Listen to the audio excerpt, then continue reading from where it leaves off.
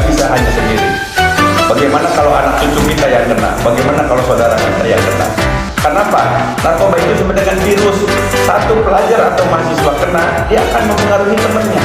Nanti siapa-siapa yang depresi. Besok lusa setelah seminggu 2 minggu, nambah lagi teman, itu pengaruhnya. Civitas Akademika Universitas